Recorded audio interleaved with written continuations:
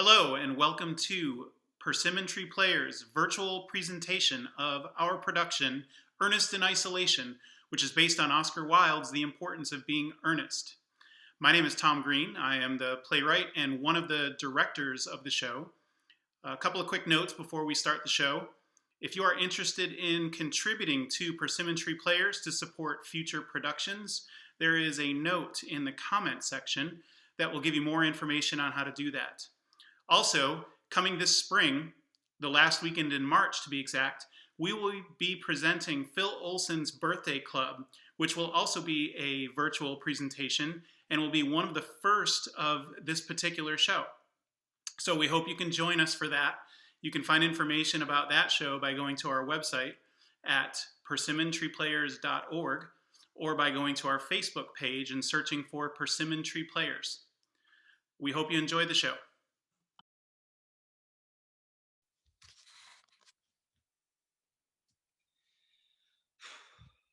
Well, here you are, Jonathan.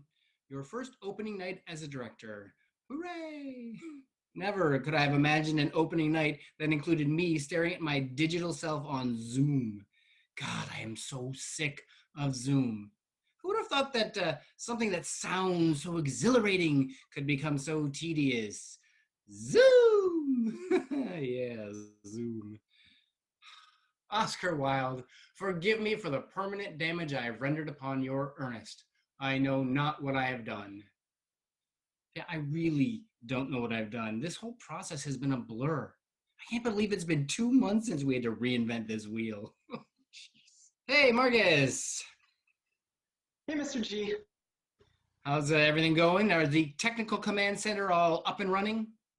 Good to go, Mr. G. I'm set to record to the cloud. I have all AV in separate windows. My multiple monitors are up and running. All of the panelist cast members have their invite links for tonight, and I'm ready to start broadcasting and watch the attendees pour it on your queue.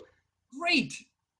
Of course, I have no idea what you just said, but you sound like you know what's going on, so that's what really counts. As long as everyone remembers when to sign in and to unmute themselves, everything will be fine. Thanks, Marcus. You can direct, they say. Keep it classic Victorian, they say. Oh, we can't do this in person, so reinvent and adapt it to virtual, they say. And since it's virtual, it can't be Victorian. Make it American, they say. Oh, and since it's virtual, that's stagnant. So cut it from 2 hours to 60 minutes, they say. And I just keep agreeing. Sure, of course I can do that. Sure thing. My directorial debut may be the last time the Central Virginia Players ever asked me to do anything. Directing and rewriting and using a platform that barely works for virtual happy hour.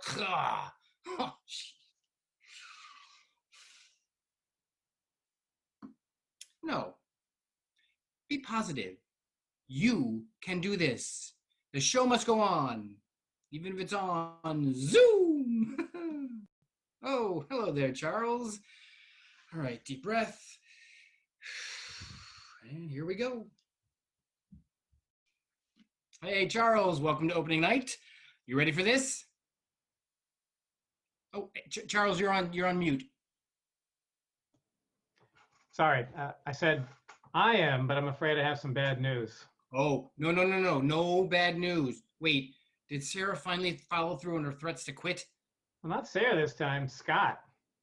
He texted me 20 minutes ago from a rest stop in Jersey. He got his stimulus check and decided now was the perfect time to try his luck at Atlantic City.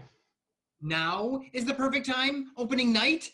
I decided not to tell him Atlantic City shut down due to the pandemic. I'll let him be surprised. So, no Lane and Merriman for the show.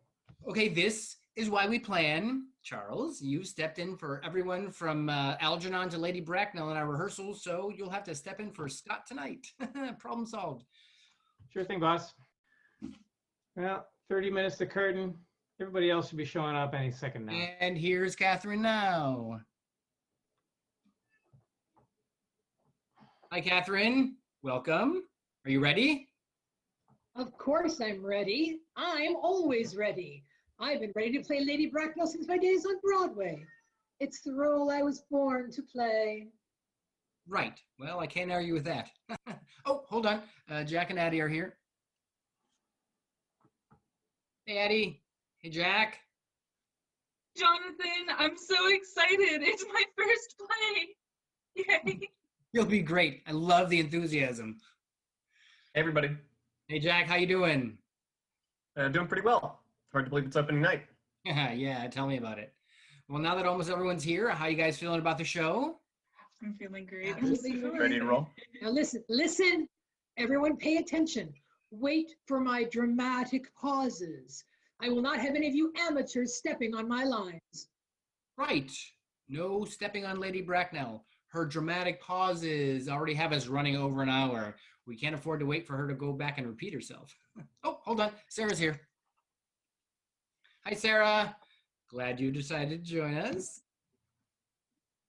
Oh, Sarah, you're on mute. I was on an important call. You're lucky I'm here at all. Can we just try to get through this, please, without making complete asses of ourselves, okay? Right. Thanks for that inspirational speech. Wait a second. Where's our Miss Prism? Oh, Rose will be here. We've been texting back and forth. Her grandson's working on his homework, so she can't log on for another half hour or so, but she'll be here in time for Act 2. Why does that not make me feel confident? All right, text me as soon as you hear from her again. All right, now that we're all here, mostly, I have some news. Scott won't be joining us tonight. Where is he? That's not really important right now. But by now, he's probably standing in front of Bally's wondering why the valet didn't come to park his Chevette. Thanks, Charles. What? He's in Vegas? I knew I should have quit when I had the chance. Well, not Vegas, Atlantic City. I don't think that makes a difference at this point, Charles. Come on! Doesn't he realize that everything is closed down due to the pandemic? I'm not sure Scott even knows there's a pandemic. He probably thought the check was a mistake and wants to cash in before someone comes looking for it. Oh, we never had to deal with things like this at the Theater at Blessed Sacraments back in my Broadway days. You mean off Broadway. You were so far off Broadway, you were in Pennsylvania. It may have been off Broadway, but it was real theater. I worked with professionals. And there were no cows across the street from the Blessed Sacraments. Can we please get ready? We can argue about cows and who is less interested in actually doing this play later. Some of us are really excited to be in a play. Thank you, Addie. Couldn't agree more. All right, friends, we're on at about 15, so let's save the energy of those witty barbs for on stage or on screen, or, well, you know what I mean. Where's Algernon? I mean, David. Crap, how did I not notice he isn't here? Charles, anything? Checking now. No text, no email, no idea where he is. Damn it. Can you call him? Yeah, on it. I can't believe how far I've fallen from the Upper West Side to the lower North 40. Oh, the things I do for the craft. No answer. Damn. Oh, this is not good. This is not good. Think. Any ideas? Anyone? Something? It's almost showtime. Oh, does anyone know anyone that could read Algernon? We're desperate. My brother's around, I think. I could ask him. Can he read? He's 16, so yeah, he can read. Can he read well? You know what? Never mind. These are desperate times. Can you go ask him? Yeah, I'll text him right now. Can't you just go talk to him? No can do. He always locks his bedroom door. He's probably got his headphones on and is watching TikTok. I will text him though. Charles, can you read Algernon? Charles a little old for Algernon. Oh, he can play Algernon's grandfather. You're a fine one to talk, Mrs. Robinson. Hey, Mrs. Robinson. You know, I could go hang out with Scott in front of Bally's and wait for them to reopen. It could happen any month now. Don't have time for this, people. Charles? Well, I could do it, but it would mean the whole first scene would be me as Lane talking to me as Algernon. Probably not a great way to start. I'm pretty sure the audience would lose interest immediately and start watching cat videos on YouTube. Damn, you're right. All right, how about this? If he doesn't show, I'll read Lane, you read Algernon. Lane and Merriman are both small parts. If I do those, that'll free you up to do Algernon and Chasuble. But keep trying to reach him. No word from my brother yet. He probably fell asleep. I'll let you know if I hear back from him, though. All right, thanks, Addie. Definitely let me know. We may just be desperate enough to have him step in later on in the show. Charles, are you good with the plan? Sure, whatever you need, boss. And if that doesn't work, we can get my dog Roscoe to play Algernon. He'd be an upgrade from David. Cuckoo, Mrs. Robinson. We're on in 5, people. I said we're on in 5. And you say... Oh, thank you, 5. Thank you. Thank Thank you, 5. All right, let's have a great show. And remember, look at the camera, not yourselves. Turn your cell phones off and all email notifications off, and let's have fun. All right, let's circle up, or Brady Bunch, or whatever you want to call it. Charles? Thank you, Lord, for bringing us together today for this performance. May everyone remember their lines. May there be no power outages, surges, or technical malfunctions. And may our audiences be able to enter their passcodes accurately to access this production. Amen. Amen. Amen. All right, everyone smile. I'm going to take a screenshot for our pre-show selfie. Got it. Catherine, put those away.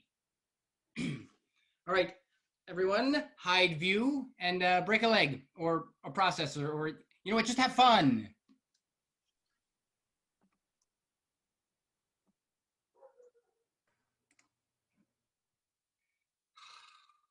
You know, I may be a non-practicing atheist, but Lord help us, we truly need a miracle.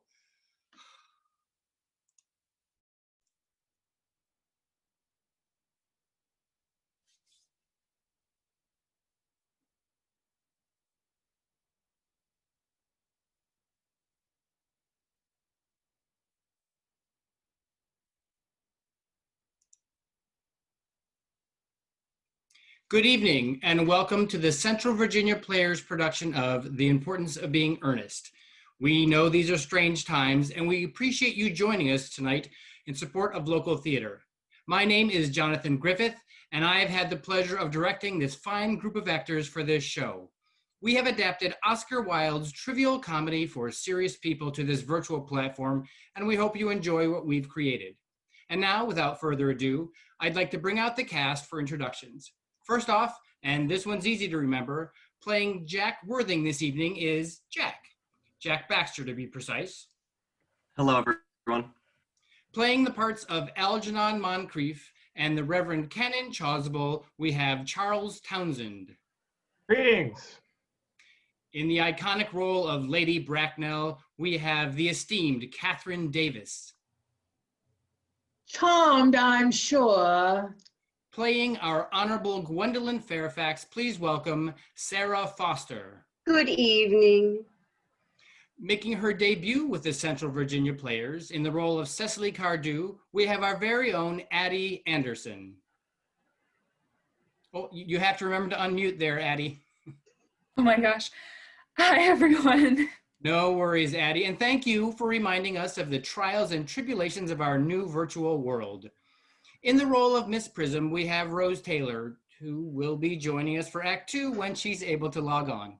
And finally, I will be playing the parts of both butlers, Lane, Algernon's servant, and Merriman, Jack's butler. We are on momentarily, so grab a bag of microwave popcorn and your beverage of choice, sit back in that easy chair or prop yourself up in bed, and please enjoy The Importance of Being Earnest.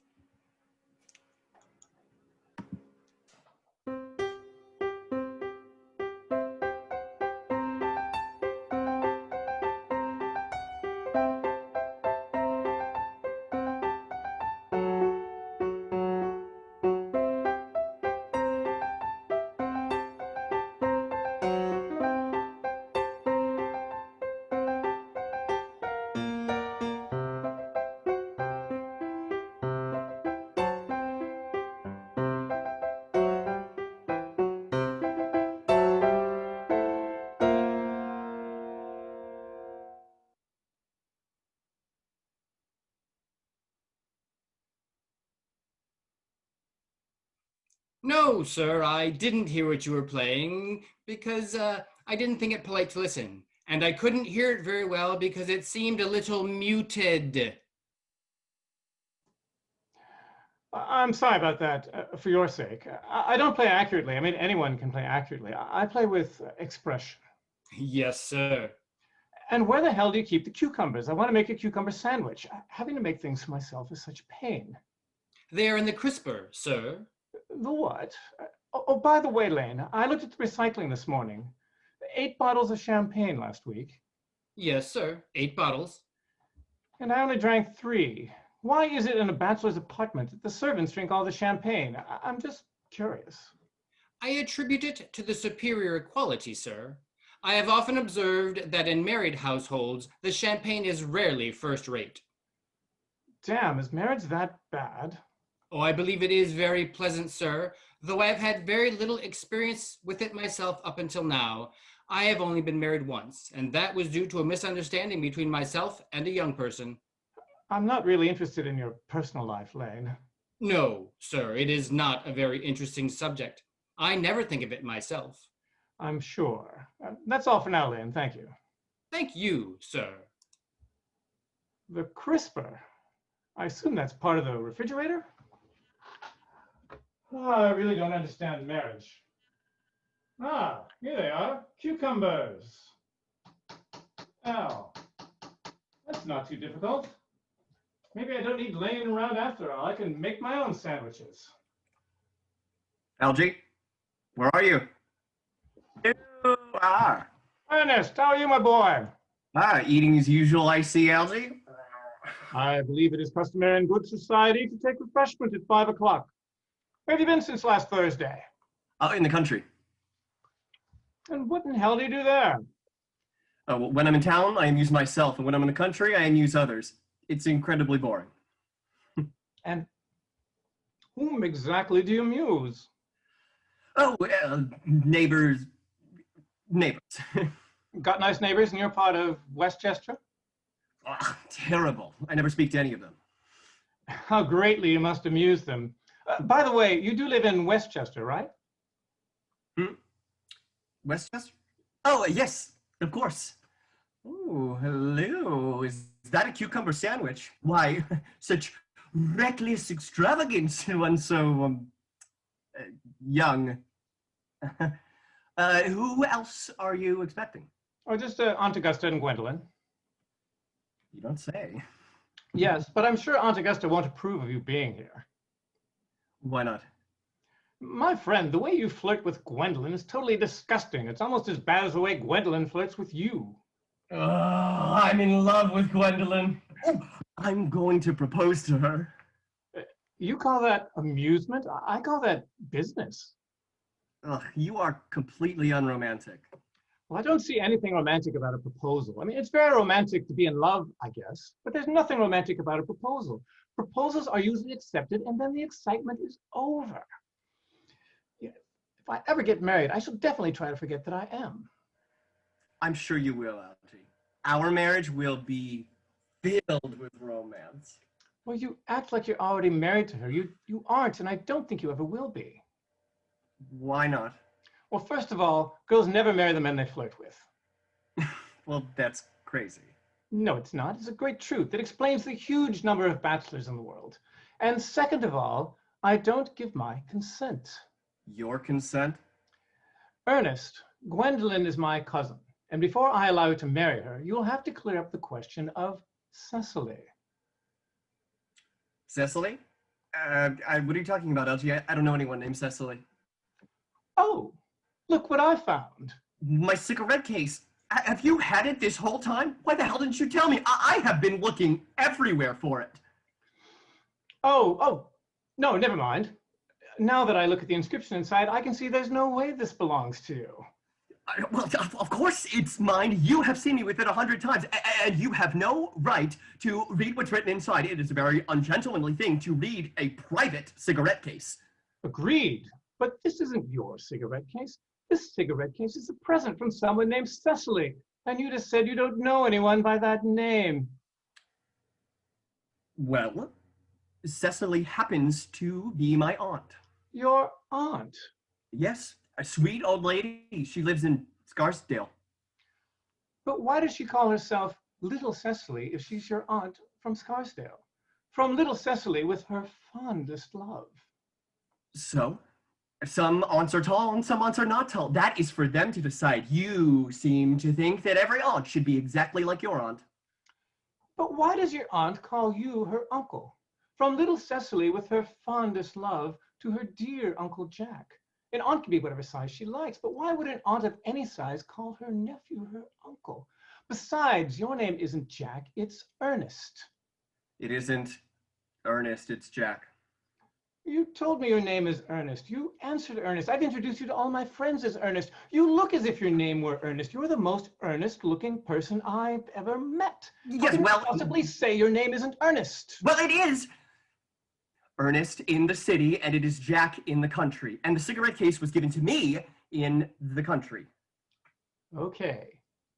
That still doesn't explain why your small aunt who lives in Scarsdale calls you her uncle. But all right now, you might as well come out with the full story.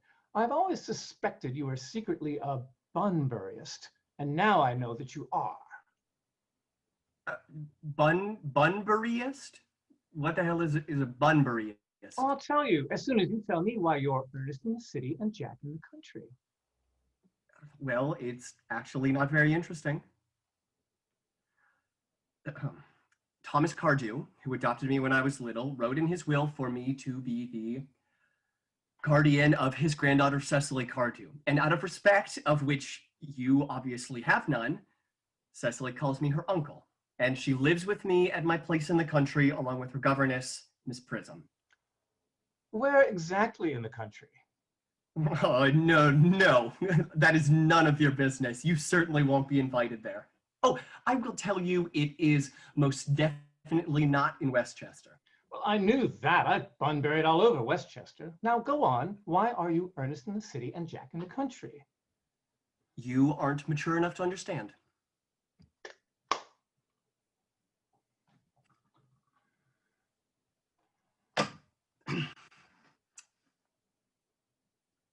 When I am in the country, I am in a position of great responsibilities. And great responsibility is, well, they are not conducive to health or happiness.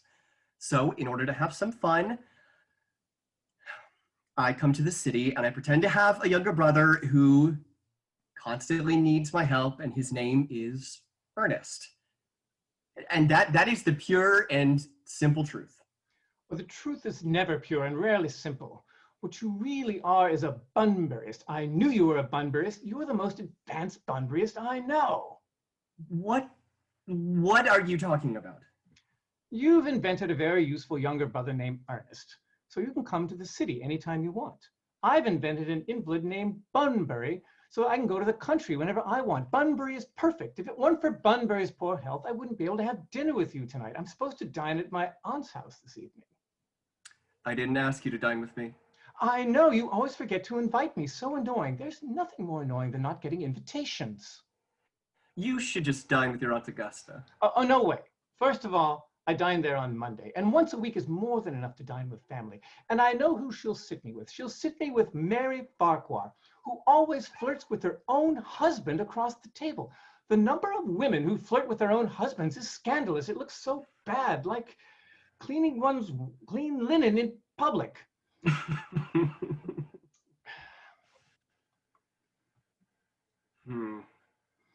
All right.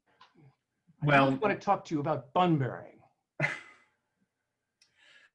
I thought so. Look, I am not a Bunburyist. Bunburyist.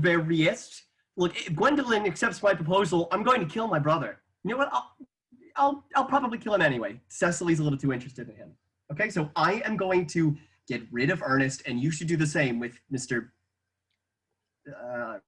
The invalid with the ridiculous name.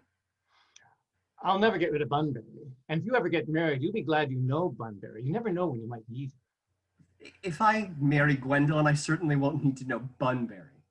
Well, then your wife will. You don't seem to realize that in married life, 3 is company and 2 is none. That must be Aunt Augusta now. So if I can get her out of the way for 5 minutes so that you can propose to Gwendolyn, may I dine with you tonight at Minetta's? Fine.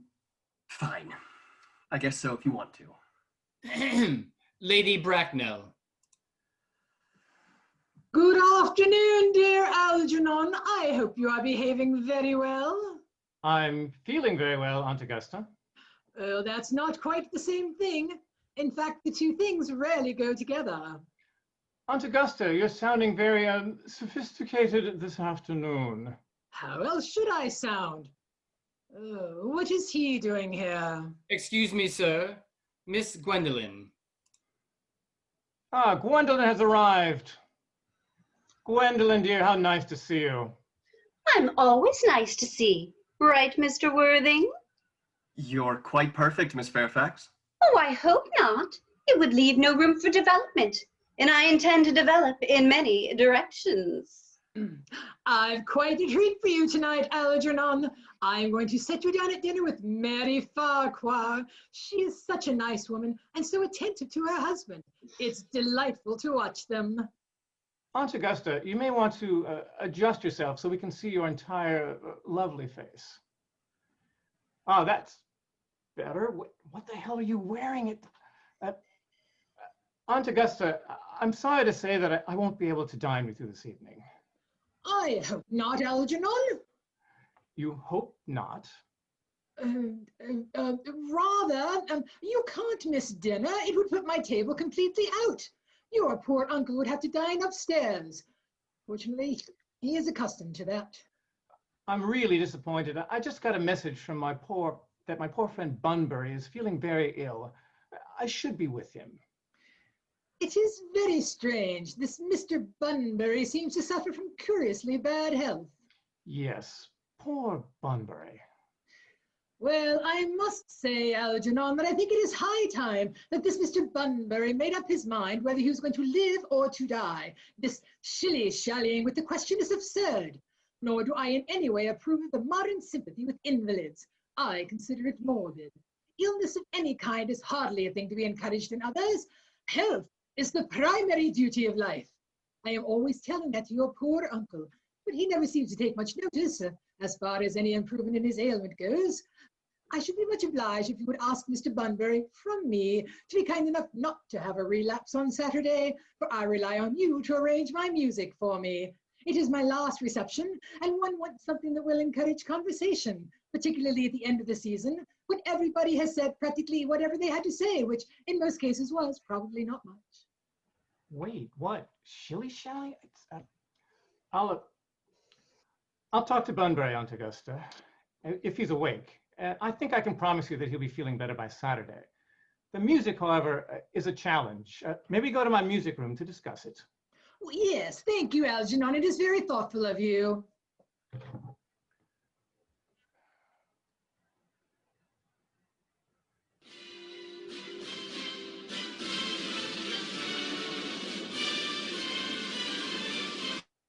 Yes? What are you doing? What do you mean? The lines, the accent, that thing on your head. That's not how we rehearsed it. If I'm playing Lady Bracknell, I am playing Oscar Wilde's Lady Bracknell, not some hack director's rewrite.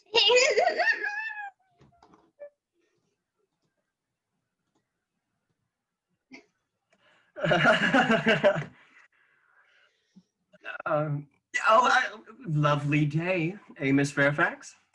Don't talk to me about the weather, Mr. Worthing. Whenever people talk to me about the weather, I feel as if they must actually mean something else, and that makes me nervous. I do mean something else. I thought so. I'm never wrong. And I'd like to take advantage of Lady Bracknell's temporary absence. Oh, you'd better do it quickly. Mama has a way of coming back suddenly into a room. Miss Fairfax, ever since I met you, I have admired you more than any girl I have ever met since, well, I met you. Yes, I know. Oh. I wish you would show it more. I've always been fascinated by you. Even before I met you, I wanted to get to know you. My goal has always been to love someone named Ernest. There is something in that name that inspires absolute confidence. The moment that Algernon first mentioned that he had a friend named Ernest, I knew I was destined to love you. You really love me, Gwendolyn? Passionately. Darling, you don't know how happy you've made me. My own Ernest. So, you're telling me that you wouldn't love me if my name wasn't Ernest? But your name is Ernest. Yes, I know, but what if it wasn't? Are you telling me you couldn't love me then? Honestly, I don't even really like the name Ernest. I don't think it suits me at all. Well, it suits you perfectly. It is a perfect name. It's like music. It produces vibrations. Gwendolyn, but I think that there are lots of much nicer names. I think Jack, for instance, is a charming name. Jack? The name Jack isn't musical. It doesn't thrill. It produces no vibrations. I have known several Jacks, and they are all, without exception, very boring. No, the only perfect name is Ernest. Oh, Gwendolyn! I must get christened at once. I mean, we must get married at once. There's no time to waste. Married, Mr. Worthing? Well, yes. You know that I love you, and you led me to believe that you love me too. Well, I adore you, but you haven't proposed to me yet. Nothing has been said at all about marriage. You never even brought it up. Well, may I propose to you now? Seems reasonable. And to spare you any possible disappointment, Mr. Worthing, I think it's only fair to tell you that I am planning to accept. Oh, Gwendolyn! Yes, Mr. Worthing, what do you want to say to me? Oh, you know what I want to say to you. Well, then say it. Gwendolyn, will you marry me? Of course I will, darling. Why, it took you long enough. I'm afraid you're not very good at proposing. Well, this was my first try. I have never loved anyone in the world but you. Mama, please leave. Mr. Worthing hasn't quite finished yet. Finished what, may I ask? I am engaged to Mr. Worthing, Mama. Pardon me, you are not engaged to anyone. When you do become engaged to someone, I, or your father, should his health permit him, will inform you of the fact. An engagement should come upon a young girl as a surprise, pleasant or unpleasant as the case may be. It is hardly a matter that she could be allowed to arrange for herself. And now, I have a few questions to put to you, Mr. Worthing. While I am making these inquiries, you, Gwendolyn, shall depart. What? I mean, Mama? Off with you, Gwendolyn. Yes, Mama. I feel bound to tell you that you are not on my list of eligible young men. However, I am quite prepared to enter your name should your answers be what a truly affectionate mother requires. Now, do you smoke? Well, yes, I do smoke. I am glad to hear it. A man should have an occupation of some kind. There are far too many idle men in London as it is. How old are you? You mean New York? Nonsense. How old? 29. A very good age to be married at. I have always been of opinion that a man who desires to become engaged should know either everything or nothing. Which do you know? I don't know anything, Lady Bracknell, including why you have a British accent when you're from Connecticut. I am pleased to hear it. I do not approve of anything that tampers with natural ignorance. Ignorance is like a delicate exotic fruit. Touch it, and the bloom is gone. The whole theory of modern education is radically unsound. Fortunately, in England at any rate, education produces no effect whatsoever. If it did, it would prove a serious danger to the upper classes and probably lead to acts of violence in Grosvenor Square. Now, what is your income? I do okay here in New York City. In land or in investments? In investments mostly. That is satisfactory. What between the duties expected of one during one's life and the duties exacted from one after one's death, land has ceased to be either a profit or a pleasure. It gives one position and prevents one from keeping it up. That's all that can be said about land. Yes. Oh, yes, I have a house in the suburbs with some land, about 15 acres, I believe, but that's not my main income. A country house. How many bedrooms? Oh, well, that can be cleared up afterwards. You do have a townhouse, I hope. A girl with a simple, unspoiled nature like Gwendolyn could hardly be expected to reside in the country. Well, I own an apartment in Greenwich Village, but I rent it out. Of course, I can get it back whenever I like. What's number in Belgrave Square? Belgrave Square? Greenwich Village, near 2nd and 6th. The unfashionable side. I thought there was something. However, that could easily be altered.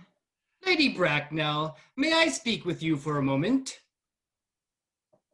Who are you? And why are you interrupting us? Lane, I am Algernon's servant. May I speak with you for a moment, in private? Nonsense. I do not speak to the help. Begone, servant. Very well, madam. I do hope you can stay with us and are not forced to leave earlier than expected. Where were we? Yes. Are your parents living? I lost both my parents. To lose one parent, Mr. Worthy, may be regarded as a misfortune. To lose both seems like carelessness. But who was your father? He was obviously a man of some wealth. I don't know. I said I lost my parents, but it would be truer to say that my parents lost me. I don't actually know who I am by birth. I was found. Found? The late Mr. Thomas Cardew, just a kind old gentleman, he found me and he gave me the name of Worthing. Oh, and where did this charitable gentleman find you? In a duffel bag. A handbag? No! Yes. Lady Bracknell, I was in a bag. It's just a large, just a bag with handles on it. An ordinary bag. And what locality did this Mr. Thomas Cardew find this ordinary handbag? At Grand Central Station. It was given to him by mistake. The cloakroom at Victoria Station? What? No! Sorry. Grand Central Station. Well, it is immaterial, Mr. Worthing. I confess I feel somewhat bewildered by what you have told me. To be born, or at any rate bred, in a handbag, whether it had handles or not, seems to me to display a contempt for the ordinary decencies of family life, which reminds one of the worst excesses of the French Revolution. And I presume you know what that unfortunate move it led to. As to the...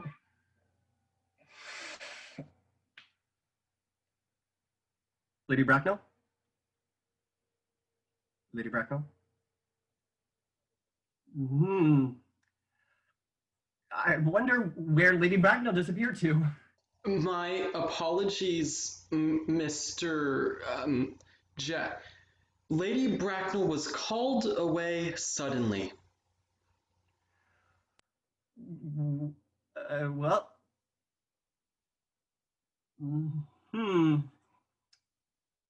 Apparently, Algernon has hired another servant. That's so, Algie. And that Lady Bracknell, what a strange old bat she is. I hope she shows up. What was that? Did you ask how it went? Gwendolyn said no, didn't she? She's always refusing people. Gwendolyn said yes. As far as she's concerned, we are engaged. But her mother is awful, and what's with her accent? I've never met such a Gorgon, and I don't even really know who a Gorgon is, but I'm sure Lady Bracknell is one. I'm sorry. Algie, I shouldn't talk about your aunt like that. Huh. I love it when people insult my family members. It's the only reason I put up with them at all. Relatives haven't the foggiest idea of how to live or a clue about when to die. You don't think that Gwendolyn will become like her mother when she gets older, do you, Algie? Well, all women become their mothers. That's their tragedy. No man does. That's his. By the way, did you tell Gwendolyn the truth about why you're Ernest in the city and Jack in the country? I won't need to. By the end of the week, I'll get rid of Ernest. I'll say he died in Jersey. But I thought you said Miss Cardew was a little too interested in your poor brother Ernest. Won't she be sad about his death? No problem. Cecily's easily distracted. She eats well, she goes on long walks, and she pays no attention at all to her studies. I'd like to meet Cecily. Not a chance. She is very pretty, yes, and only 18. Have you told Gwendolyn yet that you have a very pretty ward who's 18? Of course not. I'm not worried. Cecily and Gwendolyn will be great friends. I'll bet you anything that 30 minutes after meeting each other, they'll be calling each other sister. Women only do that when they've called each other a lot of other things first. Gwendolyn! Algie, please leave for a minute. I have something important to say to Mr. Worthing. Really, Gwendolyn, I don't think I can allow this. Please, Algie.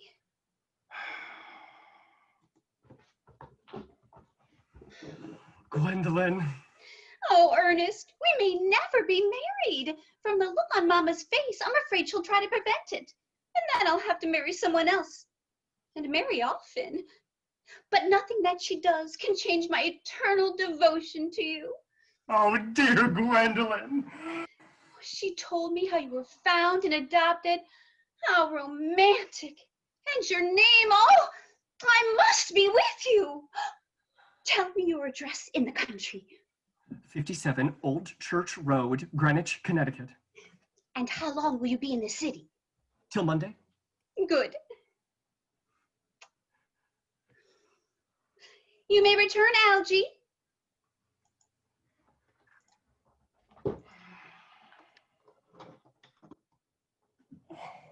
Wow! Oh, she's amazing. The only girl I've ever cared for in my entire life. What is so funny? Oh, I'm just a little worried about poor Bunbury, that's all. If you're not careful, this Bunbury is going to get you into trouble someday. I love trouble. That's nonsense, Algie. You never talk anything but nonsense. Nobody ever does.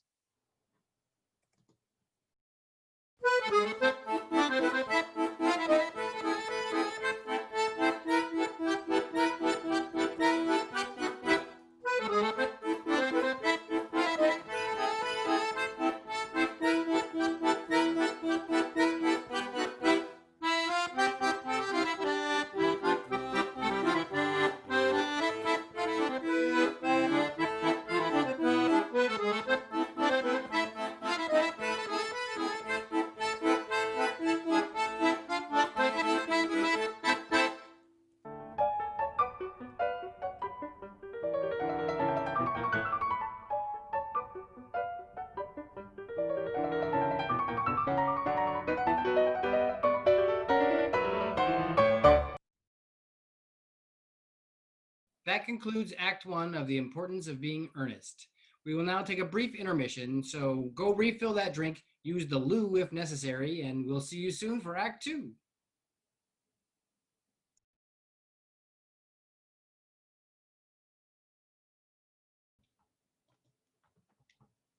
What is she doing?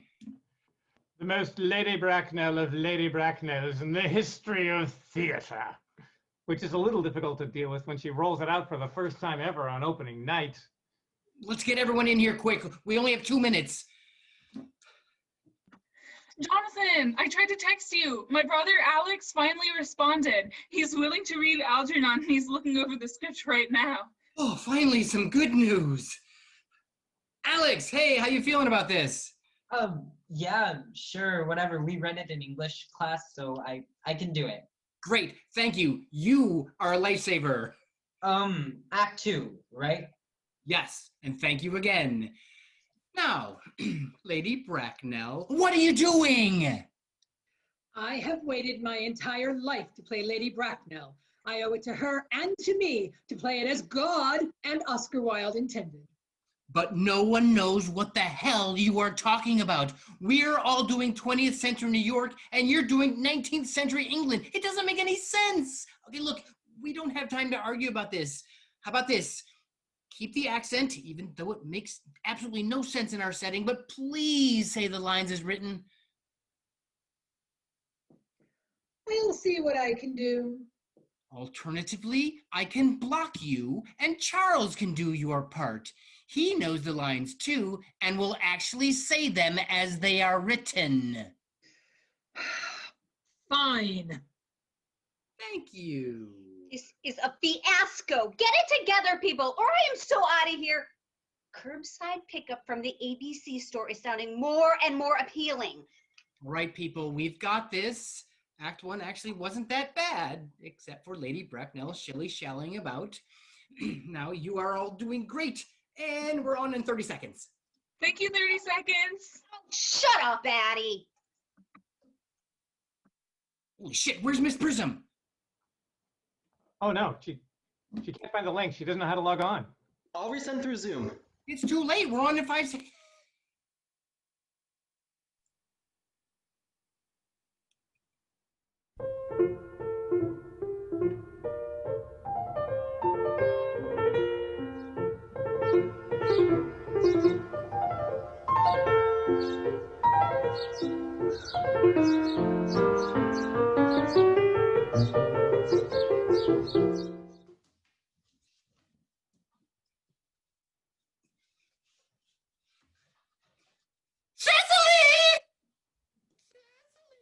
It's time for your German lessons!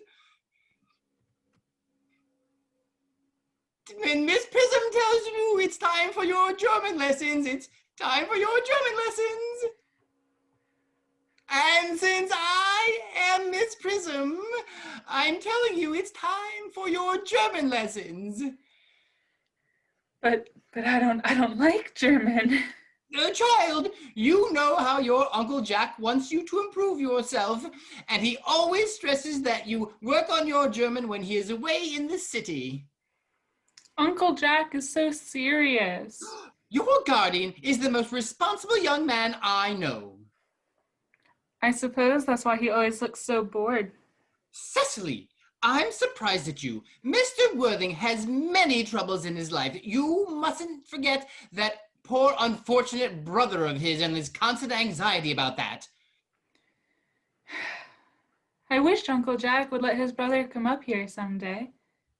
I bet we could help him. Hold on. Dr. Chasuble is coming into the garden. Oh, Dr. Chasuble, this is indeed a pleasure. Good morning, Miss Prism. You are, I trust, well? Miss Prism has been complaining of a slight headache. I think it would do her good if you could go for a walk with her, Dr. Chasuble. Cecily, I didn't mention anything about a headache. No, dear Miss Prism, I know that, but I felt instinctively that you had a headache. I was just thinking about that when the rector came. Well, I hope, Cecily, that you're paying attention to your lessons. I'm afraid not. If I were fortunate enough to be Miss Prism's student, I would hang upon her lips. I assume Mr. Worthing has not yet returned from the city. We do not expect him until Monday afternoon. Yes, well, I will let you two get back to work. I think, dear doctor, that I will have that walk with you. I actually do have a headache, and it might do me some good.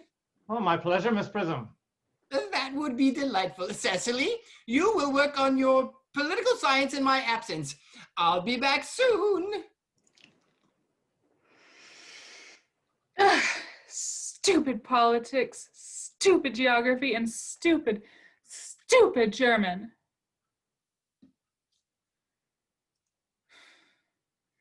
Yes, Merriman? Mr. Ernest Worthing has arrived. He wishes to speak with you. Uncle Jack's brother? Did you tell him Mr. Worthing was in the city? Yes, miss.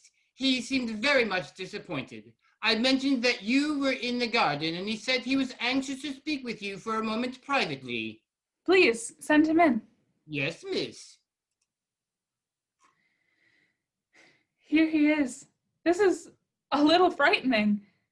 I wonder what he looks like. I wonder if he's as wicked as Uncle Jack says he is. You are my little cousin Celery, I'm sure. Right. Cecily! But I'm not little. In fact, I think I'm quite tall for my age, but I'm your cousin Cecily. You must be my wicked cousin Ernest. I'm not really wicked at all, cousin Cecily. You mustn't think that I'm wicked. If you aren't wicked, then you've been deceiving us. I hope you've not been leading a double life, pretending to be wicked, but actually being good the whole time. I guess maybe I've been a little wicked. I am glad to hear it. In fact, now that you mention it, I have been very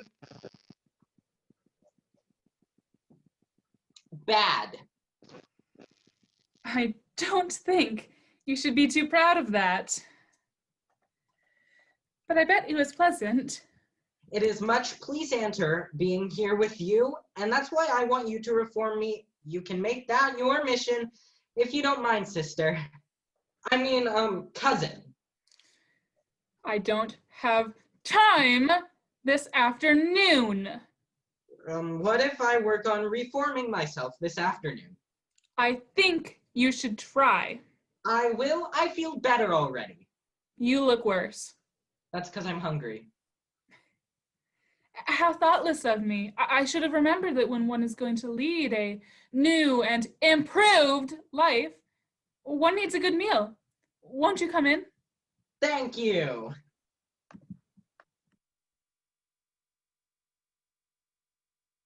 You seem so lonely, dear Dr. Choswell. You should get married. Not allowed. That's why the church will never last. And you don't seem to realize, dear doctor, that by remaining single, a man is very tempting. His celibacy can be very alluring. But isn't a man married when he's alluring when he's married? No man is attractive except to his wife. And often I'm told not even to her. Mr. Worthing! What a surprise! We weren't expecting you until Monday afternoon. Ah, yes. I've returned sooner than expected, Merriman. What are you doing here, and why are you wearing that scarf? Mr. Worthing, you've been away so long. Don't you recognize your dear Miss Prism? Miss Prism. Ah.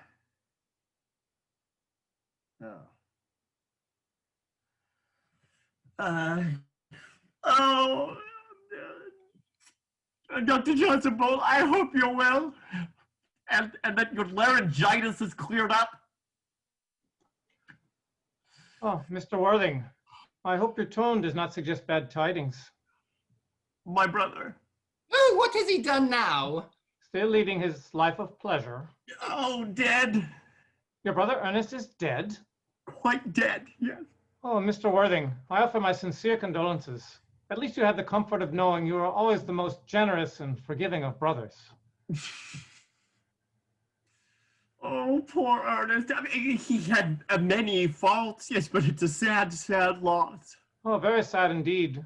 Were you with him at the end? No, he died in New Jersey. I received the call last night. Was there a cause of death identified? Last I heard, he had a bad cold. Oh, well, a man reaps what he sows. Charity, dear Miss Prism, charity. None of us are perfect. I myself am susceptible to drafts. Will he be buried here? No. He expressed a desire to be buried in New Jersey. Well, my sermon this week is about birth, christening, death, and rebirth. I shall certainly speak kindly of your poor brother. You mentioned christenings, Dr. Chasuble. I suppose you know how to christen? I mean, yes, you can christen, can't you? Well, what child needs to be christened? Oh, no, it's not for a child. Would you excuse us for a moment, Miss Prism?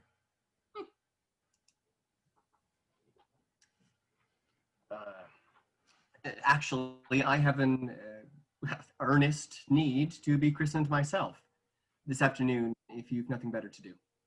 Mr. Worthing, I'm sure you've been christened already. Well, I don't remember anything about it. Do you think I'm a little too old now? Well, not at all. The sprinkling and immersion of adults is typical practice. Immersion? Fear not. Sprinkling is all that's necessary, or even advisable. Our weather is so changeable. What time would you like the ceremony performed? Oh, I might stop by around 5:30 if that works. Of course. And now, Mr. Worthing, I will leave you to your grief. I shall see you this evening at 5:30. Thank you. Uncle Jack, oh, I'm so glad you're home. What's the matter, Uncle Jack? You look like you've got a toothache. I've got such a surprise for you. Who do you think's in the dining room? It's your brother. Who? Your brother Ernest. He arrived about half an hour ago. I haven't got a brother. Oh, don't say that. I know he's been bad, but he's still your brother. I'll tell him to come out. Well, these are very joyful tidings. I thought he was dead. He was. It is dead. In the dining room? I don't know what she's talking about. This is ridiculous. What the? Brother Joan, I've come from the city to tell you that I'm very sorry for all the trouble I've caused you and that now I intend to lead a better life. Be nice, Uncle Jack. There's good in everyone. Ernest has just been telling me about his poor invalid friend Bunbury, who he visits regularly.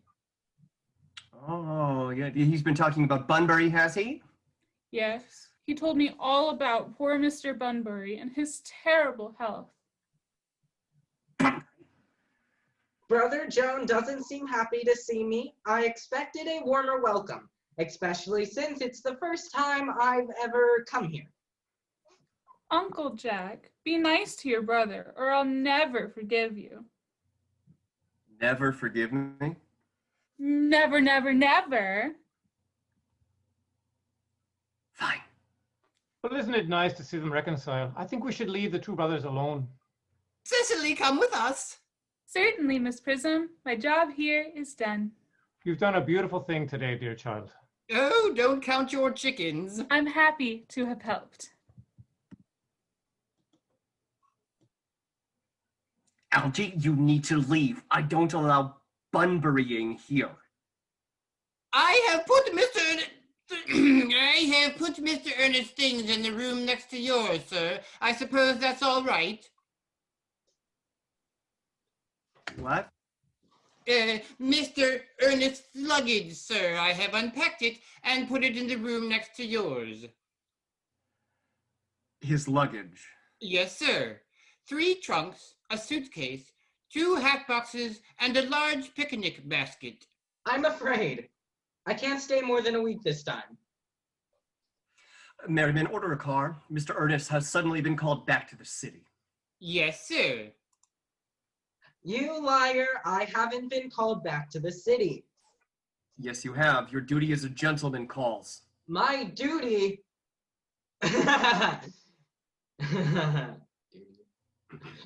As a gentleman has never interfered with my pleasure. That's for sure. Well, Cecilia is lovely. Don't talk about Cecily like that. I don't like it. You are insane. You can catch the New Haven line back to the city this afternoon. This Bunburying adventure had not been successful.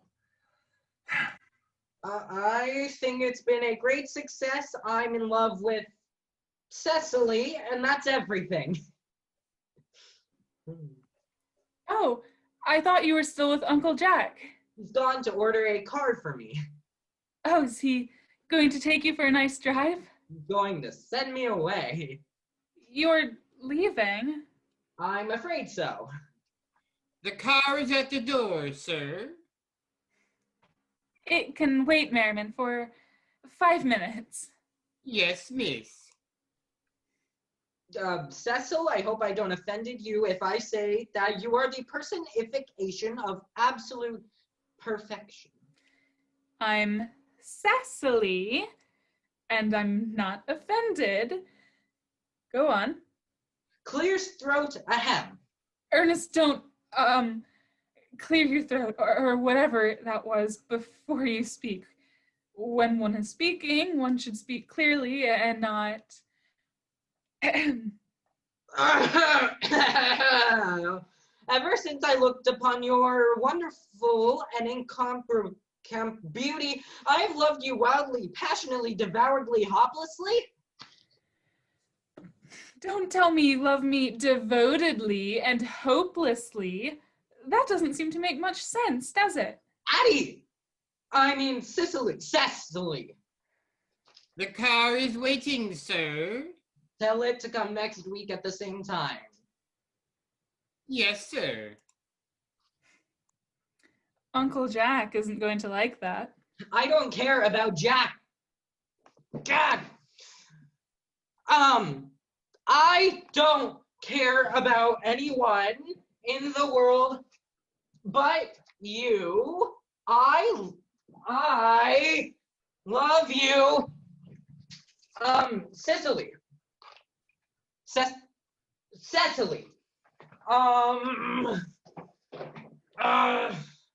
You will marry me, won't you?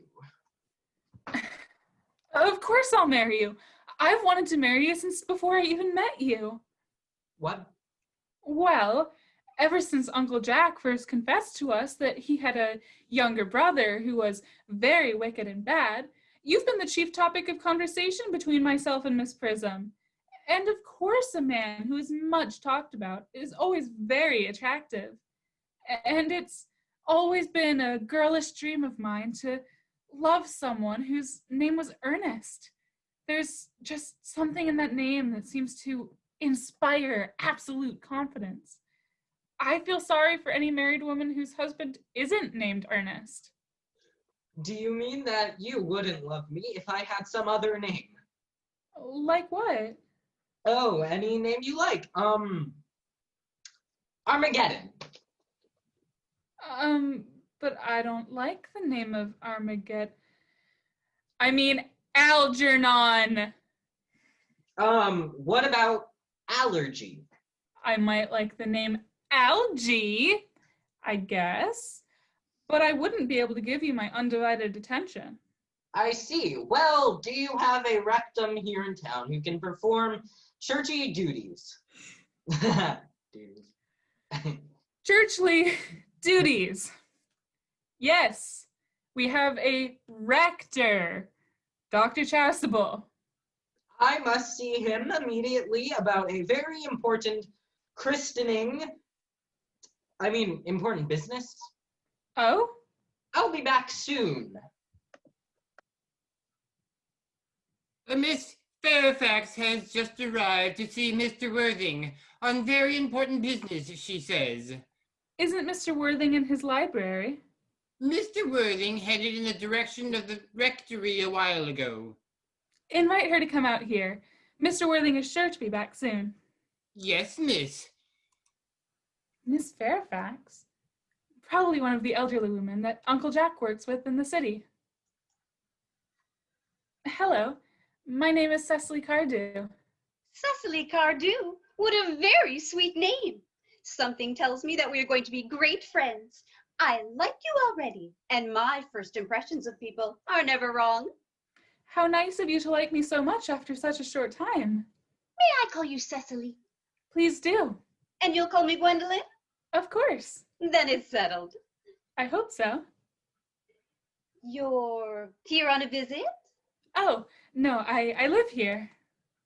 Really? Oh, I assume your mother lives here too. Oh, no, I don't actually have a mother. Really? My guardian looks after me with the help of Miss Prism. Your guardian? Yes, I am Mr. Worthing's ward. Oh, he never mentioned you. How secretive of him. He gets more interesting by the minute.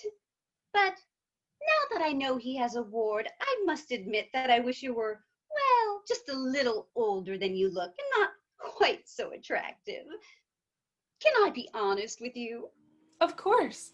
I think that when someone has something unpleasant to say, they should always be honest. Well, to speak candidly, Cecily, I wish you were in your 40s and not quite so beautiful. Ernest is loyal, but even the most loyal of men are susceptible to the physical charms of other women. Wait, did you say Ernest? Yes. Ernest Worthing isn't my guardian. His brother is, his older brother. Ernest never mentioned to me that he had a brother. They don't really get along. Ah, that makes me feel better. I would have hated to damage our friendship. So you're sure Ernest isn't your guardian? Very sure. In fact, we're engaged. Excuse me? Gwendolyn, there's no reason I should hide it from you. Mr. Ernest Worthing and I are getting married. Oh, Cecily, I think there's been a mistake. Mr. Ernest Worthing is engaged to me. I'm afraid you are mistaken. Ernest proposed to me exactly 10 minutes ago. That's strange. He asked me to be his wife yesterday evening at 5:30. Well, it seems clear to me that after Ernest proposed to you, he changed his mind. And it's clear to me that he must have been trapped by you into making a foolish promise. Well, I'll clear that misunderstanding up with him right after we're married. Are you calling me a misunderstanding? And are you saying my engagement to Ernest is a trap? How dare you? I'm a very kind person, but I warn you, Miss Cardew, you have gone too far. I would go to any lengths to save my poor, innocent, trusting boy from you. From the moment I saw you, I distrusted you. I knew that you were deceitful, and my first impressions of people are never wrong. I think that I'm wasting your time. I think that you should leave. Ernest! My Ernest! Oh, Gwendolyn. Hold on a minute. Are you engaged to be married to this girl? Dear little Cecily, of course not. I knew there must be a misunderstanding, Miss Fairfax. This gentleman is my guardian, Mr. John Worthing. What? This is Uncle Jack. Jack? Oh. Here's Ernest. My love. A moment, Ernest. Are you engaged to be married to this young lady? To what young lady? Gungadin? Ha ha ha. Ha ha ha. Of course not. I knew there must be a misunderstanding, Miss Cardew. This gentleman who can't pronounce my name, Gwendolyn, is my cousin, Mr. Algernon Moncrief. Algernon Moncrief? Oh. Your name is Algernon? It is. I think so. I mean, I'm afraid so. Oh. And your name is John? Yes, it has been John for years. They lied to Lied us. to us. My poor Cecily. My poor Gwendolyn. Sisters. Sisters. One question, Jack. Oh, hell!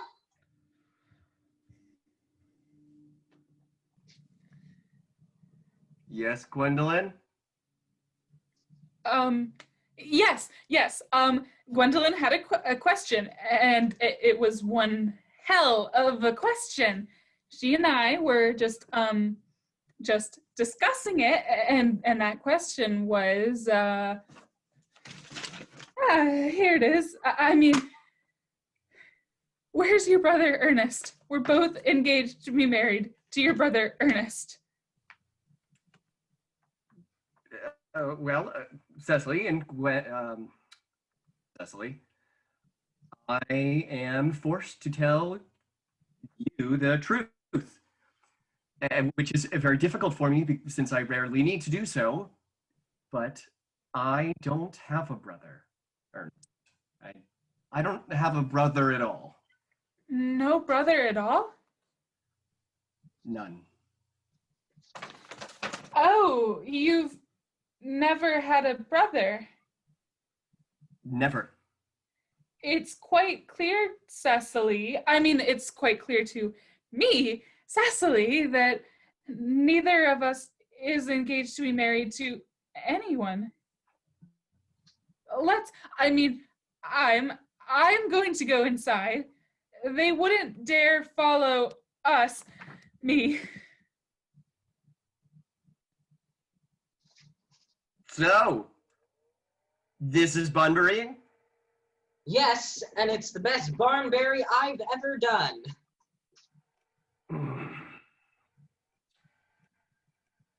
You had no right to Bunbury.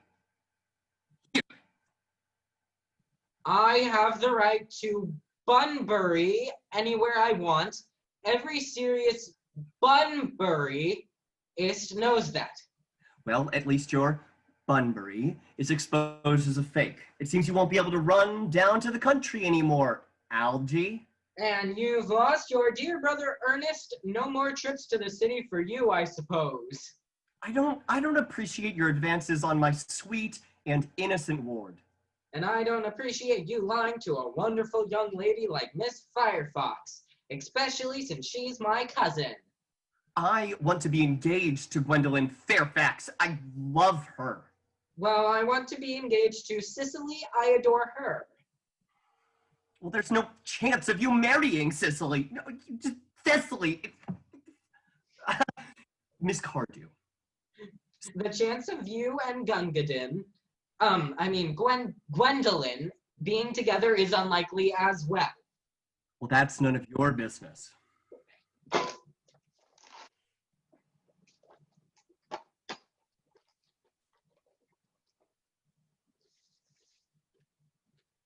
How can you just sit there and calmly eat a muffin in the middle of all this?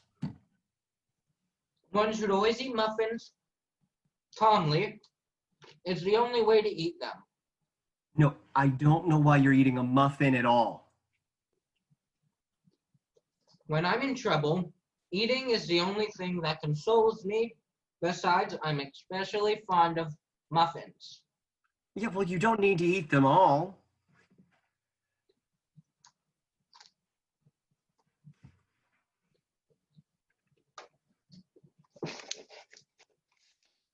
Algie, would you please just leave?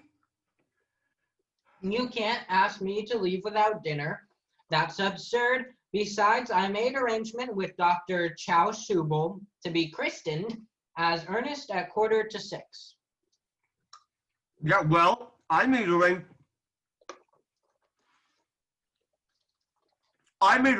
with I made arrangements with Dr. Trostable to be christened myself at 5:30, also as Ernest. We can't both be christened Ernest.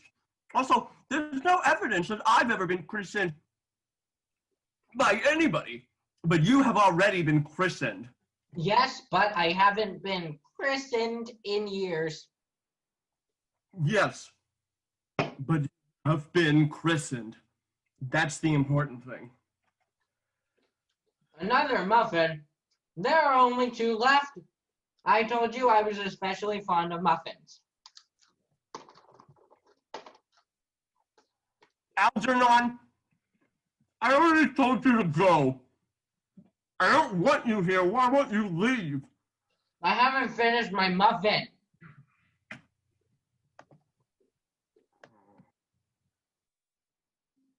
That concludes Act 2 of The Importance of Being Earnest. We would like to apologize for some of the technical difficulties we are experiencing.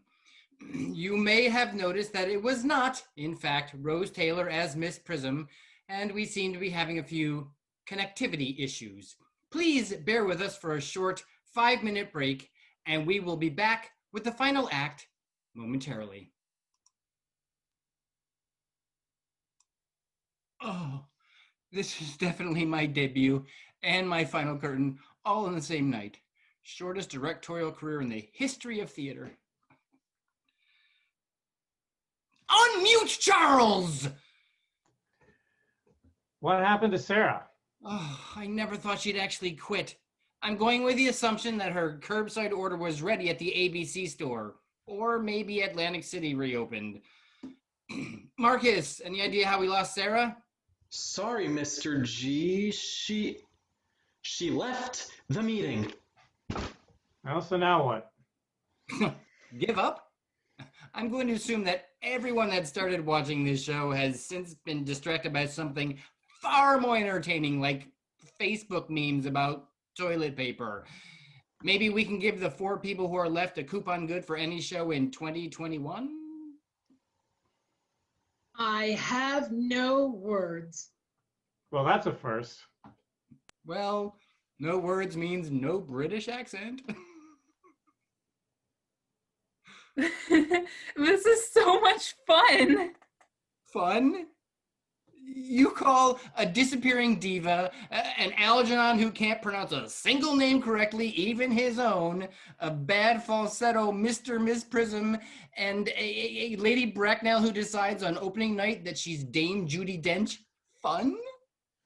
Well, yeah. It's not perfect, but it's something. And something is so much better than nothing. All I know is that I feel really lucky to be able to do this at all. Addie's right. I mean, yeah, there will be mishaps along the way, sure, but it's theater, which is honestly pretty great right now with everything else that's going on in the world. And you know what? Besides, this will make an incredible drinking story when we can actually go back to bars again. Yeah, facing challenges, adapting and overcoming. Seems pretty appropriate right about now. I mean, all things considered. My God, you people actually get it. The show must go on. What about you, Alex? I just raided the pantry, so as long as I have food, I should be good to go, Jameson. Jonathan, I'm kidding. Wow. I don't know what to say. Oh, except that we are on in 30 seconds. Okay, I'll cover Gwendolyn. I'm the only one who knows the lines, and I'll find a hat or something. Oh, thank you, Charles. And all right, 1 act to go, and thank you all, and let's have fun.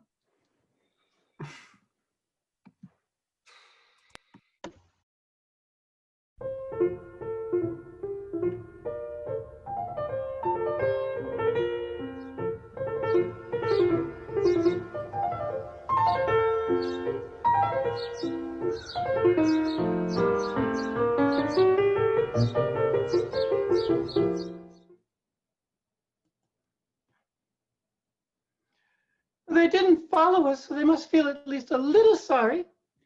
They've been eating muffins. They don't seem to notice us at all. Couldn't you cough? But I don't need to cough. They're looking at us. How dare they? They're coming. Let's give them the silent treatment. Of course. We will not be the first to speak. Agreed.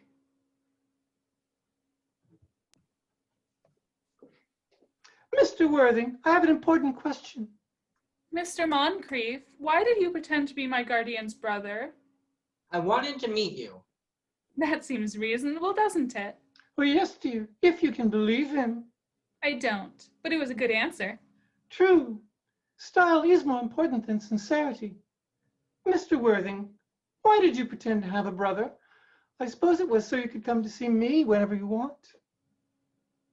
Exactly right, Miss Fairfax. Well, I think Mr. Worthing is telling the truth. I'm happy with Mr. Moncrief's response. Well, then you think we should forgive them? Yes, I mean, no. Right. I almost forgot. Your given names are still unacceptable. But we're going to be christened this afternoon. You do that for me? Yes. You were willing to do that? Yes. Darling. Darling. Lady Bracknell. Oh, no. Gwendolyn, what's the meaning of this? I'm engaged to be married to Mr. Worthing, Mama. Come here. Hesitation of any kind will not be tolerated. Now, my daughter's maid apprised me of her sudden departure, so I followed her at once by train. Her father thinks she's attending a lecture outside of the city. I intend to bring her home immediately. All communication between yourself and my daughter must cease immediately from this moment on. On this point and on all points, I am firm. I'm engaged to be married to Gwendolyn, Lady Bracknell. You are nothing of the kind. And now, Algernon? Yes, Aunt Augusta. May I ask if your friend Mr. Bunbury lives here? No, Bunbury doesn't live here. Bunbury is dead. Dead? When did Mr. Bunbury die? His death must have been very sudden. Oh, I killed him this afternoon. I mean, poor Bunbury died this afternoon. What did he die of? Bunbury? He exploded. Exploded? I mean, he was found out, exposed. The doctors found out that Bunbury couldn't live, and so Bunbury's dead. Well, at least he trusted the opinions of his doctors. I'm glad he followed their expert advice. And now that we have finally gotten rid of this Mr. Bunbury, may I ask Mr. Worthing who this young person is with Algernon? Oh, that's Miss Cecily Cardew, my ward. I'm engaged to be married to Cecily, Aunt Augusta. I beg your pardon? Mr. Algernon Moncrief and I are engaged to be married, Lady Bracknell. I don't know if there is something in the air here in Connecticut, but the number of engagements happening seems to be considerably above the average. And Mr. Worthing, is Miss Cardew at all connected with any train stations or handbags? Penn station, perhaps? A knapsack? Miss Cardew is the granddaughter of the late Mr. Thomas Cardew. I see. Gwendolyn, we're leaving. Oh, I guess I should ask you, Mr. Worthing, does Miss Cardew happen to have any inheritance from this Mr. Cardew? Oh, about 20 million, that's all. It was so lovely to have seen you, Lady Bracknell. A moment, Mr. Worthing. 20 million, you say? Well, and now that I look at her more closely, Miss Cardew seems to be a most attractive young lady. Few girls of the present day have any good qualities, but I think we can fix you up. You have definite social possibilities. Algernon? Yes, Aunt Augusta. Dear child, you know, of course, that Algernon has nothing to offer you. When I married Lord Bracknell, I had no fortune of any kind, but I never dreamt of allowing that to stand in my way. Yes, well, I suppose I must give you my consent. Thank you, Aunt Augusta. Cecily, you may address me as Aunt Augusta. Thank you, Aunt Augusta. The marriage had better take place quite soon. Thank you, Aunt Augusta. Thank you, Aunt Augusta. To speak frankly, I am not in favor of long engagements. They give people the opportunity to find out each other's true natures before marriage, which I think is never advisable. I'm sorry for interrupting you, Lady Bracknell, but I am Miss Cardew's guardian, and she can't marry without my consent, and I don't give my consent. But why not? Algernon has nothing, but he is a fine-looking man. What more do you want? I'm sorry to say this about your nephew, Lady Bracknell, but I don't approve of his moral character. I suspect that he has been untruthful. Untruthful? My nephew Algernon? Impossible. I'm afraid so. Yes, he snuck into my house, pretending to be my brother, while knowing full well that I don't even have a brother. He drank a bottle of my finest wine that I was saving for myself. He deceived my only ward in an attempt to gain her affection, and, worst of all, he stayed for tea and ate every single muffin. Well, Mr. Worthing, after careful consideration, I have decided to forgive him his conduct towards you. Oh, well, that is very kind of you, Lady Bracknell. My own decision, though, is to decline to give my consent. Mr. Worthing, I'm asking you to reconsider your decision. Well, but my dear Lady Bracknell, the matter is entirely in your own hands. See, when you give your consent for me to marry Gwendolyn, I'll most gladly give my consent. Out of the question. Well, then a life of celibacy is all that any of us can look forward to. That is not the destiny I propose for Gwendolyn. Algernon, of course, can decide for himself. Come, dear. We've already missed 5, if not 6 trains back to the city. Gwendolyn? Well, everything is ready for the christenings. The christenings? Isn't that a bit premature? Well, both these gentlemen have expressed a desire for immediate baptism. At their age? Algernon, I forbid you to be baptized. Am I to understand, then, that there'll be no christenings at all this afternoon? I don't think so. Oh, I'm sorry to hear that, Mr. Worthing. In that case, I'll return to the church at once. I've just been informed that Miss Prism has been waiting there for me for the last hour and a half. Miss Prism?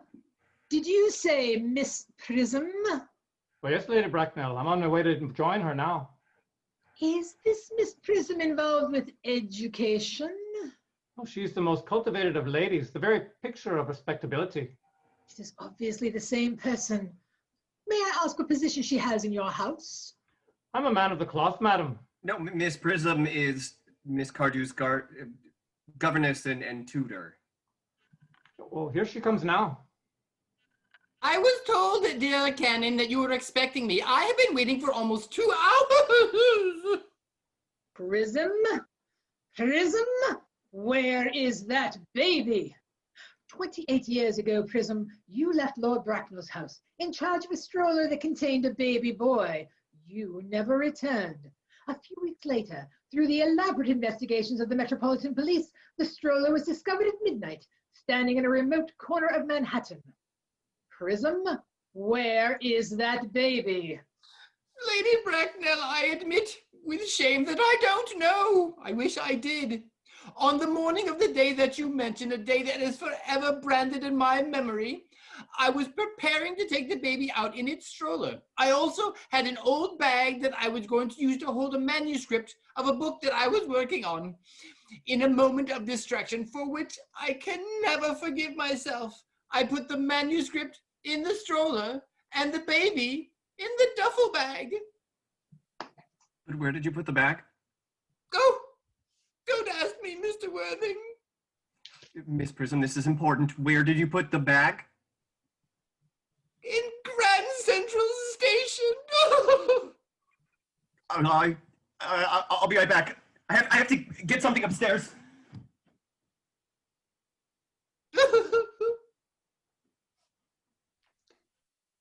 Crashing is heard off camera. Insert sound effects here. Boom! Crash! Uncle Jack, Bang! quite agitated. Well, your guardian can be very emotional.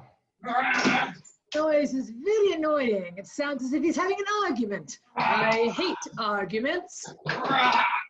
It stopped!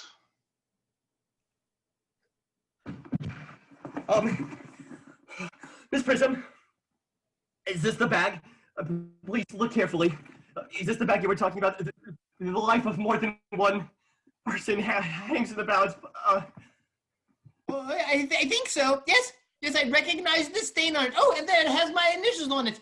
Yes, that is most definitely my bag. Oh, I'm so glad to have it back. Miss Prism, you are getting more than just a bag. I was the baby you placed in it. You? Yes. So you're my mother? Oh, Mr. Worthing, I am unmarried. She is the lady who can tell you who you really are. Lady Bracknell, who am I?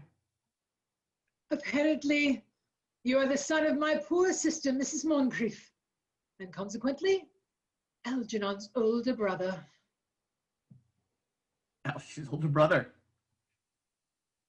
I always knew I had a brother. I have a brother.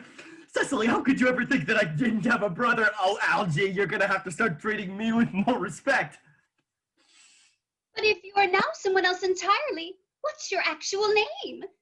Sarah! Gwendolyn! You have returned! Wait, Aunt Augusta, yeah, what is my name? Well, being the oldest, naturally you were named after your father. Yes, but what was my father's name? Oh, I can't recall. He was eccentric when he got older, but he was a general in his heyday. Oh, Algie, can you remember what our father's name was? We were never on speaking terms. He died before I was a year old. Aunt Augusta, his name would appear in a listing of army generals, wouldn't it? The general was essentially a man of peace, except in his domestic life, but I have no doubt his name would appear in any military directory. Wait, I have a book.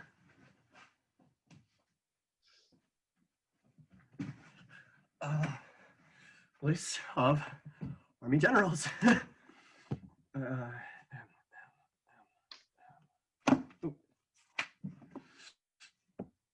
Mixby, Mobs, Mary, Moncrief. Full name, Ernest John. I always told you, Gwendolyn, that my name was Ernest, didn't I?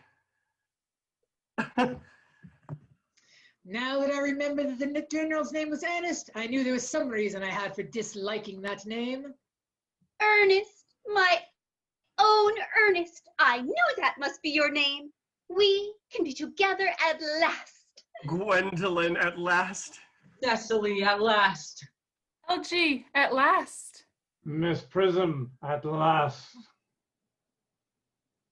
Nephew, you seem not to understand the significance of all of this.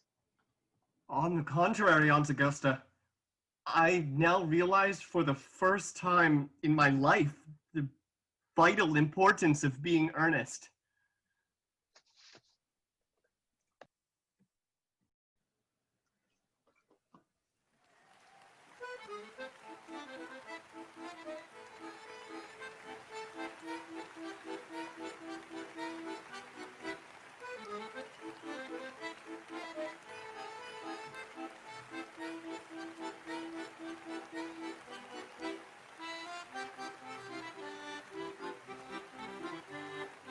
And a special thanks to Marcus Madison for his technical wizardry behind the scenes.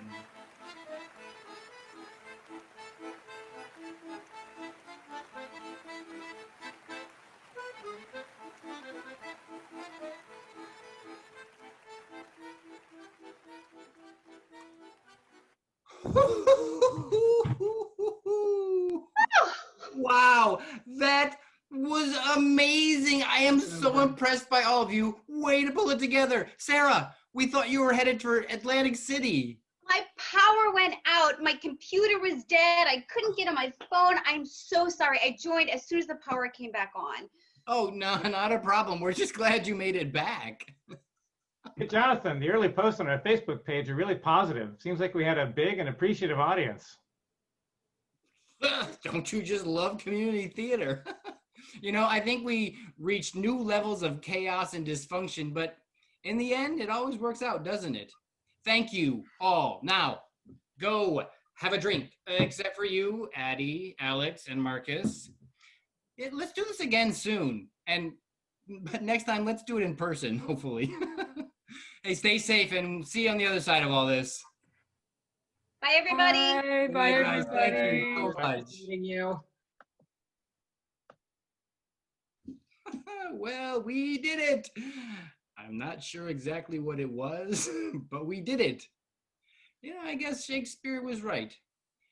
Even in a virtual world, all the world's a stage, and all the men and women merely players. They have their exits and their entrances, and one man, or woman, in his time plays many parts.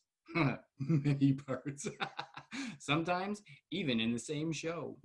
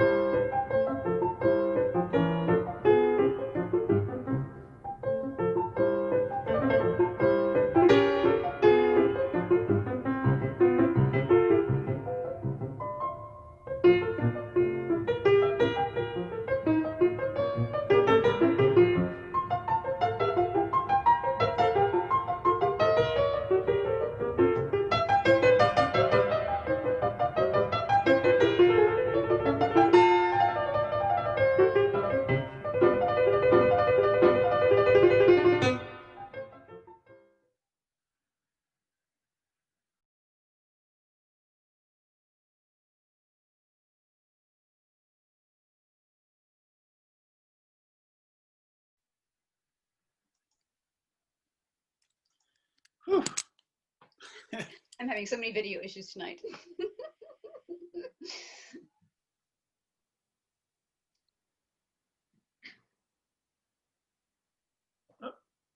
Bye, Marcus, if you can hear me.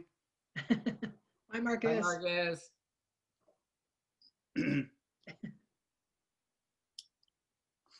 No, Algie, go away.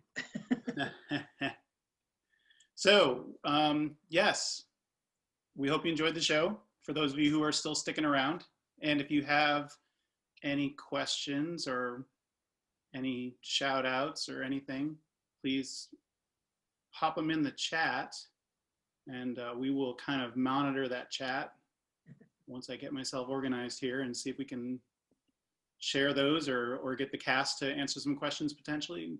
See what we have.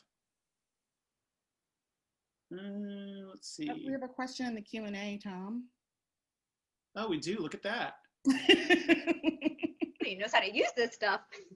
I've never used the Q&A before. That's pretty exciting. The question in the Q&A is who was in charge of switching the screens? Awesome. I don't know. Which screens? No, I think hi, Valerie. It was, if the back and forth between the screen share, that was me, between video and live cast. Yeah, yay, Shannon. Yay. Wasn't all live, but most of it was.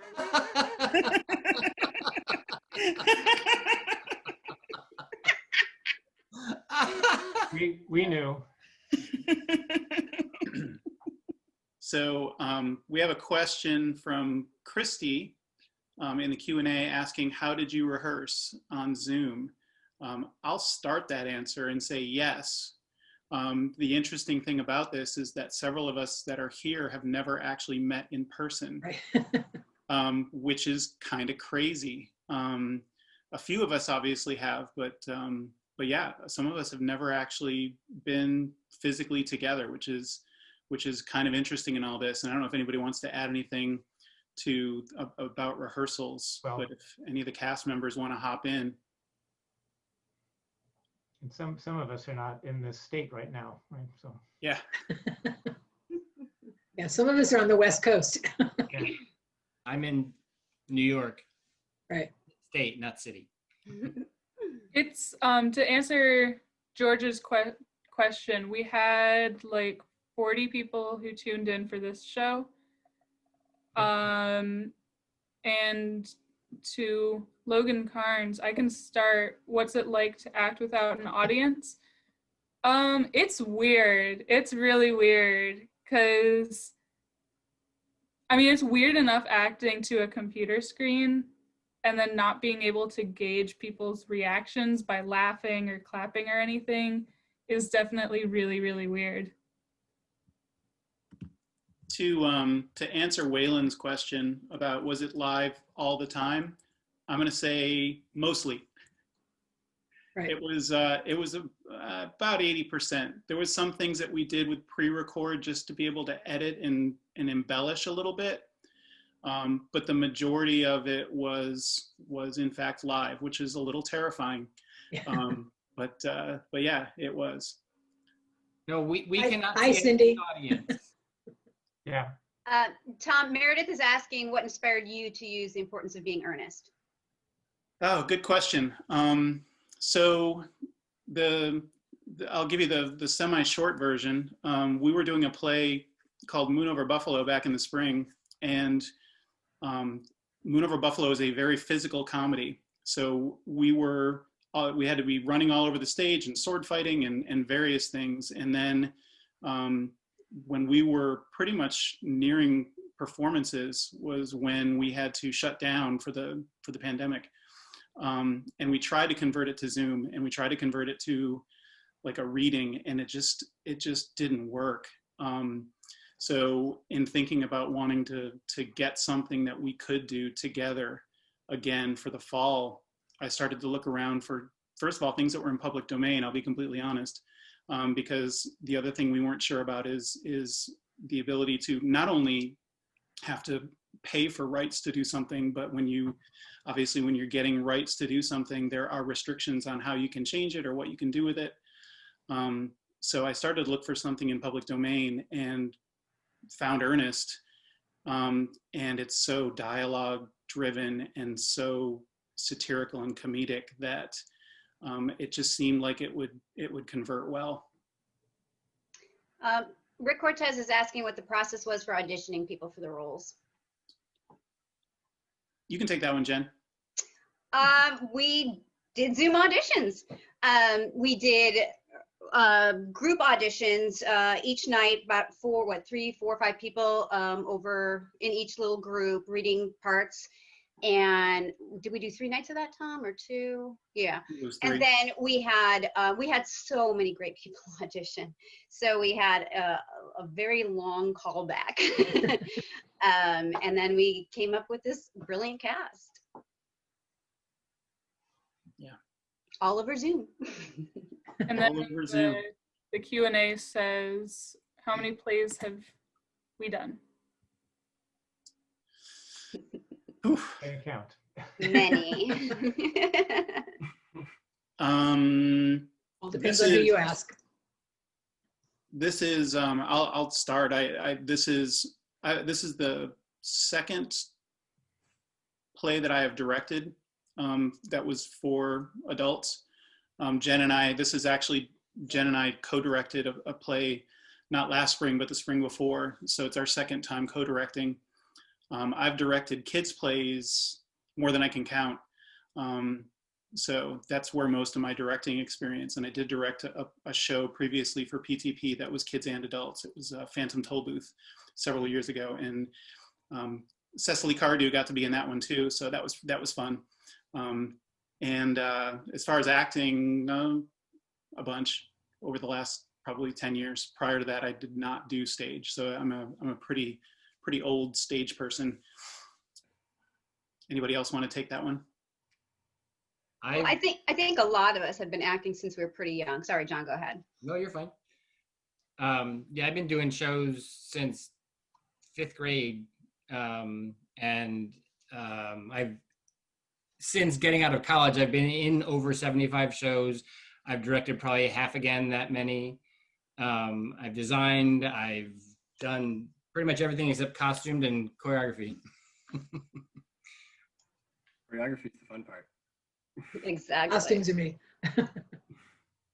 I started acting halfway through my junior year of high school, so it's been about a decade for me. And then I started transitioning towards the other side. I've directed and choreographed for kid shows, and I did a show with Live Arts as well. I've been doing shows since I was in like 2nd grade, but that's not as impressive. Yeah, I've been doing my dad's plays since 2nd grade. I did that 2nd through 5th, and now I'm in 11th. So not a super long time, but most of my life.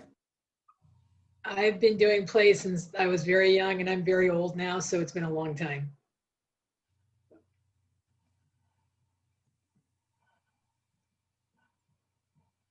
To piggyback on William's question, Zoom productions, this is actually not a first Zoom production for Kate, for me, for Ezra, or Marcus, or Jonathan. So yeah, the Zoom production thing has really taken off in the 6 months that we've been in this. It's pretty impressive. And I know Marcus is in one now. Is rehearsing for one. Kate's rehearsing for one. I'm rehearsing for another one. Ezra, are you rehearsing for another one? There you go. So they just keep coming. Yeah, and just to add that and to give a shout out to a bunch of the other local theater companies, a lot of the local theater companies have actually been doing them and have a bunch of things coming up. I know Fort County has a show coming up next weekend, which is virtual, and Live Arts has all kinds of things that they're doing, radio shows and other live shows and workshops and all kinds of things. And I know I don't know if Boomy is still here, but the Hamner is doing something tomorrow. Yeah, So yeah. So Jimmy's question in the chat is asking if Kirk is a costume artist because of the wigs in the back. Everything behind Kirk is courtesy of the PTP Costume and Prop Closet. Oh, and my father's clergy outfit. And I'm glad I can leave them up now, because I teach from this room. I teach classes at UVA, and I have to take them down and put them back because I really don't want to have to explain all this to my students. And so, but I can leave them up for the rest of the weekend. So David, your question about algae heart muffins. So that's actually kind of a really funny story. So we went the entire process thinking that the names were not going to appear in the boxes, because usually when you do this, we don't know if that's the fun thing about Zoom. Zoom is constantly updating and there's new changes and new things that pop up. So we didn't know that until Sunday night when we did our first Tech Week rehearsal in webinar, and we're like, oh, the names are still there. So I decided to just kind of have fun with it. So yes, I was the one changing the names, and it was fun because it gave me something to do. But yes, it was not in the original draft. None of the names were, because we didn't even know that was going to be something that was going to pop up. And that was kind of the fun thing about this whole process is, as we went, it was definitely, not only was it a living document, but the rehearsals, things would happen in rehearsal and we would say, oh, that's a keeper. So like, for example, Ezra's power actually went out once. And so that scene where he's running around trying to fix his computer and plug it back in, that actually happened, and it inspired us to actually put it in. So there were lots of things that happened along the way that kind of made their way into the final cut. When Sarah Foster first comes on and Jonathan tells her that she's on mute, that actually happened. And Jen's response was exactly that, when she was like, it was very, very funny. We're like, oh, keep that. Hi, Dave Fox, by the way. All right. Anything else in here?